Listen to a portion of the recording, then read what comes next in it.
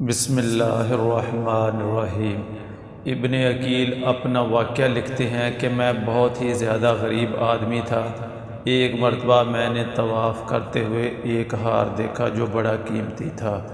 میں نے وہ ہار اٹھا لیا۔ میرا دل چاہتا تھا کہ میں اسے چھپا لوں، لیکن میرا ضمیر کہتا تھا ہرگز نہیں، یہ چوری ہے، بلکہ دیانتداری کا تقاضا یہ ہے کہ جس کا یہ ہار ہے اسے میں واپس کر دوں۔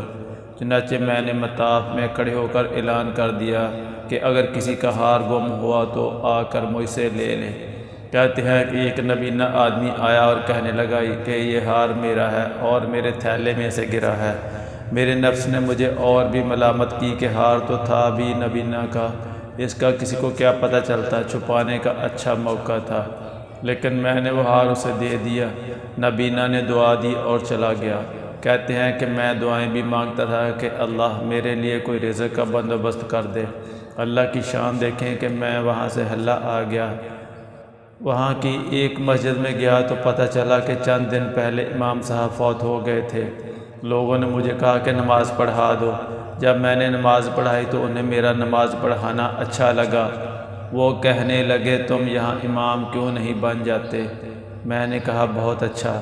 میں نے وہاں امامت کے فرائض سر انجام دینے شروع کر دیے۔ تھوڑے دنوں بعد پتہ چلا کہ جو امام صاحب پہلے فوت ہوئے تھے ان کی ایک جوان سال بیٹی ہے۔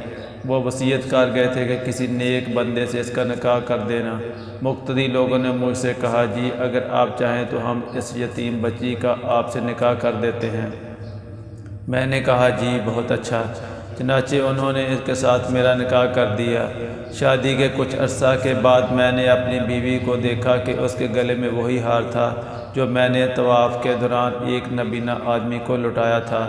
اسے دیکھ کر میں حیران رہ گیا۔ میں نے پوچھا یہ ہار کس کا ہے؟ اس نے کہا یہ میرے ابو نے مجھے دیا تھا۔ میں نے کہا آپ کے ابو کون تھے؟ اس نے کہا وہ عالم تھے، اس مسجد میں امام تھے اور نابینا تھے۔ تب مجھے پتہ چلا کہ اس کے ابو وہی تھے جس کو میں نے ہار دیا تھا۔ میں نے اس کو بتایا کہ یہ ہار تو میں نے ان کو اٹھا کر دیا تھا۔ وہ کہنے لگی کہ آپ کی بھی دعا قبول ہو گئی، میرے ابو کی بھی دعا قبول ہو گئی۔ میں نے کہا وہ کیسے؟ اس نے کہا کہ آپ کی دعا تو اس طرح قبول ہوئی کہ اللہ تعالیٰ نے آپ کو گھر بھی دیا، گھر والی بھی دی اور رزق بھی دیا، اور میرے ابو کی دعا اس طرح قبول ہوئی کہ جب وہ ہار لے کر واپس آئے تو وہ دعا مانگتے تھے کہ اے اللہ ایک امین شخص نے میرا ہار مجھے لوٹایا ہے، اے اللہ ایسا ہی امین شخص میری بیٹی کے لیے خاوند کے طور پر عطا فرما دے۔ اللہ نے میرے باپ کی بھی دعا قبول کر لی اور آپ کو میرا خاوند بنا دیا۔ تو مخلص بندے کا کام اللہ تعالیٰ کبھی رکنے نہیں دیتے، اٹکنے نہیں دیتے، بلکہ اس کی کشتی ہمیشہ کنارے لگا دیا کرتے ہیں۔ اللہ تعالیٰ ہمیں بھی عمل کی توفیق عطا فرمائے۔